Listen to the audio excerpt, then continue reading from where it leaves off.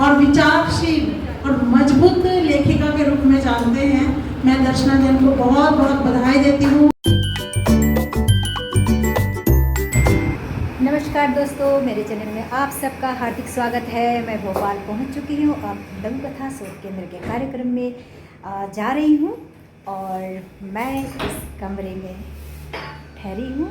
हमें ये कमरा अलॉट किया गया है और मेरे साथ है अंजू जी, जो पाटलिपुत्र से आई हुई है इस समारोह में शामिल होने के लिए। तो अभी हम लोग जा रहे हैं, मेरे साथ बने रहिएगा। दोस्तों, हम पहुंच चुके हैं और यहाँ लंच हो रहा है, तो हमने भी यहाँ लंच किया। हम लोग सभी ने लघु कथा क्लास में लघु कथा लेखन कौशल में हम लोगों ने सीखा था। हमारे सब साथी गए। कल हमारा कार्यक्रम है, तो इस सिलसिले में हम लोग सभी यहाँ आए हुए हैं।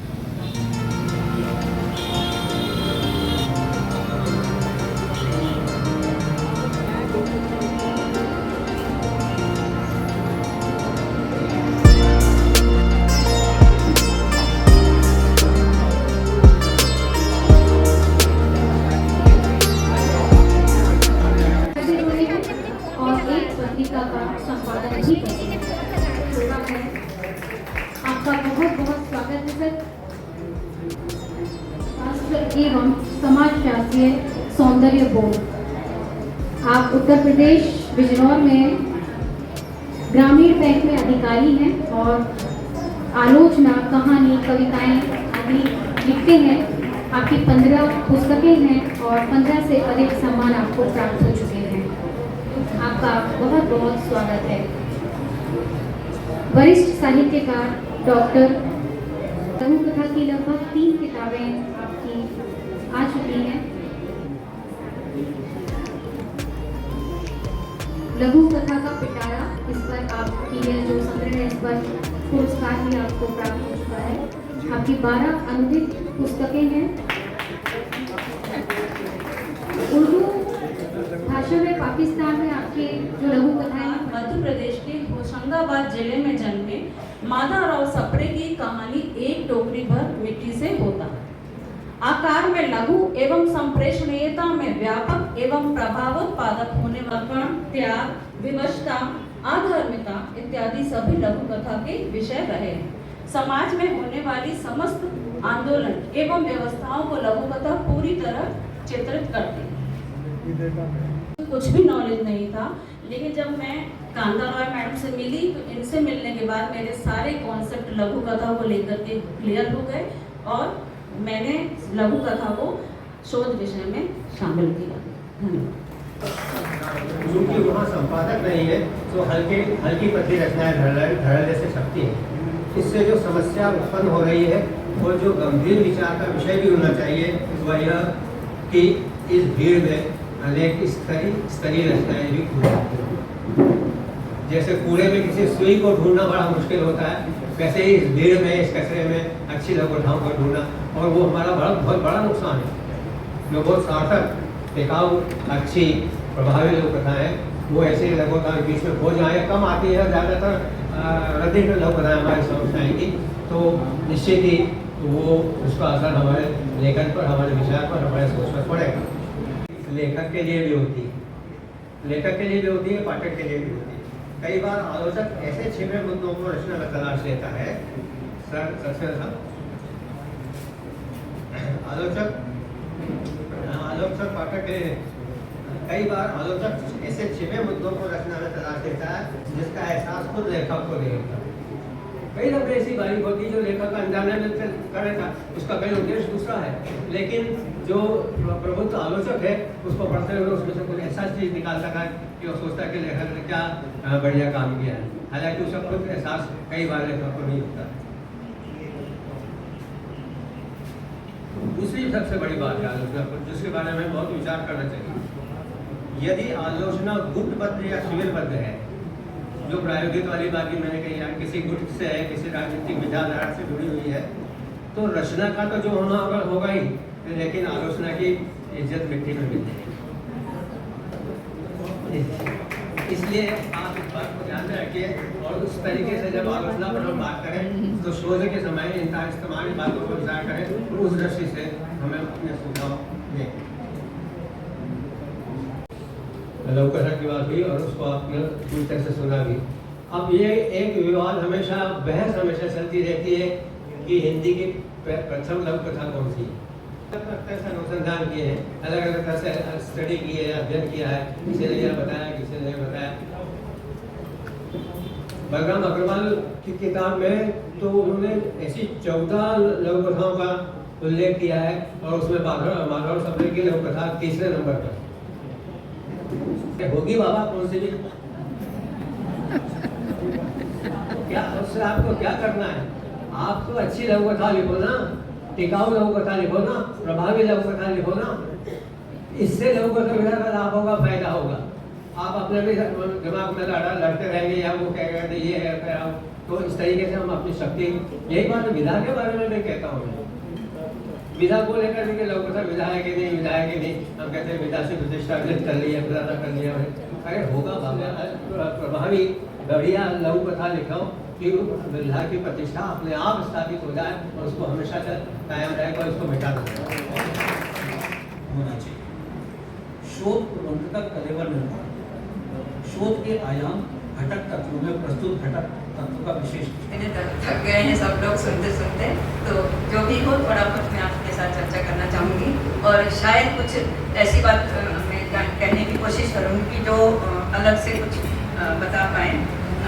जो शुरू में सत्र के प्रारंभ में हम लोगों ने 4 या 5 शायद शोध पत्र सुने हम लोगों ने, उनमें कुछ शोध पत्र, जो पहला शोध पत्र था बहुत अच्छा था, उसमें सभी पत्र बहुत अच्छे थे, लेकिन पहले शोध पत्र में कुछ ऐसी बातें थी जिनको हमें जानने की आवश्यकता है। तो वो पत्र मुझे याद रहा कि उसमें उन्होंने काफ़ी सारी बातों को, यहाँ तक कि लोक कथा को उन्होंने जोड़ा है। तो लोक कथा में जो हम लोग जिसको लोकोक्ति कहते हैं, मोटे रूप में अगर ध्यान से देखें तो लोकोक्तियाँ छोटी छोटी कहानियाँ ही होती हैं। तो इस बात को उसमें उन्होंने उठाया अपने ढंग से और शायद बाद में विस्तार से किया होगा। तो ये बहुत पसंद आई बात और ये जानना चाहिए। लघुकथाकार तो हैं ही, समीक्षा बहुत अच्छी करते हैं, लघुकथा पे काफ़ी काम है आपका। इस तरह आज लघु भारत हमारे भोपाल में उपस्थित है। अधिकांश प्रांतों से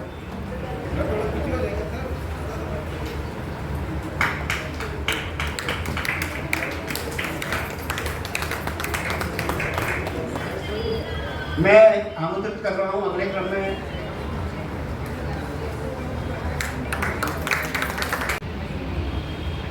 अम्मा, अनार अंदर से कैसा होता है? बेटुआ, उसमें अंदर लाल लाल दाने होते हैं, उसको खा सकते हैं? हाँ, मुझे भी खाना है। बेटा, मालकिन जब अगली पगार देगी तब मैं ला दूंगी। अंदर जाता वह बुदबुदा उठी, ये पढ़ाने वाले कुछ भी पढ़ाते हैं, ऐसे अनार जरूरी है क्या? धन्यवाद। दर्शना जैन जी के लिए आप जोरदार तालियां बजाइए, उनके लिए, उनके जीवनपन के लिए, उनकी रचना धर्मिता के लिए कि उन्होंने अपनी चैलेंज देते हुए साहित्य का सृजन किया है। दर्शना जी अपनी लघुकथा प्रस्तुत करें।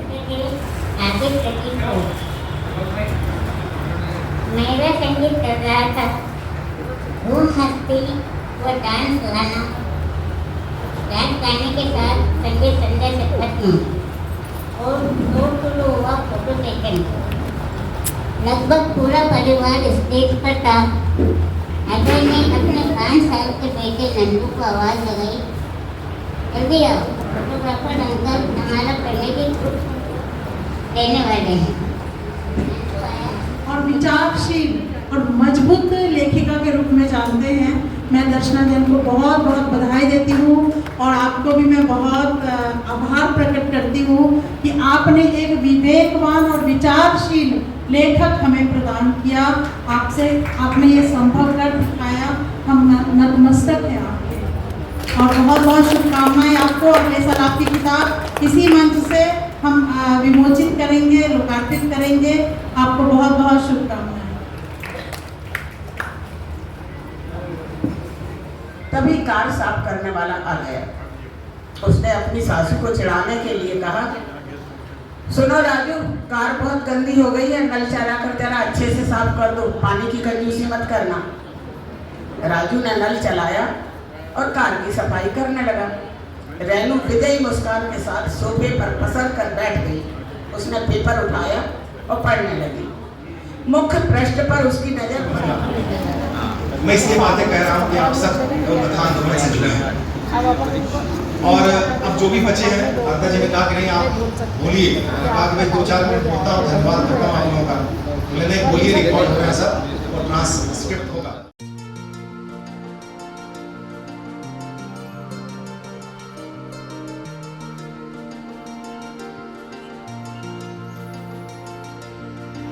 बेटा बहुत दूर से आएंगे, देखते से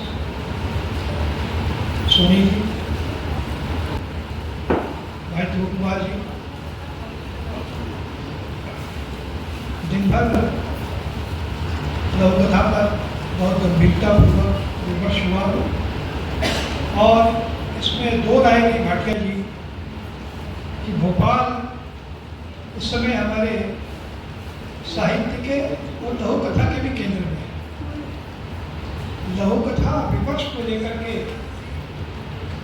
लघु कथा शोध केंद्र ने एक जो वातावरण बनाया है, वह वातावरण इतना सुंदर है कि उसके कारण नए नए लघु कथाकार अवतरित हो रहे हैं, लिखने की कोशिश कर रहे हैं। ध्रुव कुमार जी ने बहुत अच्छी बात की कि अभी एक संक्रमण काल है, रचना के प्रति एक ललक का भाव हमारे रचनाकारों के बीच में लघु कथा को लेकर के एक रोमानिकपन भी है कि हमें लघु कथा लिखनी है। लेकिन मैं गोकुल जी को कहना चाहता हूँ, ये दृश्य बहुत मुझे पीड़ित, मेरे मन को बड़ा पीड़ित करता है कि हमारी ये हो सकता है रायपुर हो, दिल्ली हो, भोपाल हो, हर जगह ये मैंने प्रवृत्ति देखी है कि लघु कथा सुनाना या कविता सुनाना और उसके बाद सीधे चले जाना। हम सीखना नहीं चाहते, हमारे लघु कथाकार लिख रहे हैं, वो सीखना नहीं चाहते, किसी को सुनना नहीं चाहते, किसी की बातों को बुनना नहीं चाहते। उन्हें लगता है कि हमने जो कुछ लिख दिया ध्रुव कुमार जी वो पत्थर की लकीर है। इसके साथ ही आज का कार्यक्रम सफलतापूर्वक संपन्न हुआ और फिर मैं बिल्कुल एक नए ब्लॉग के साथ, तब तक के लिए बाय बाय।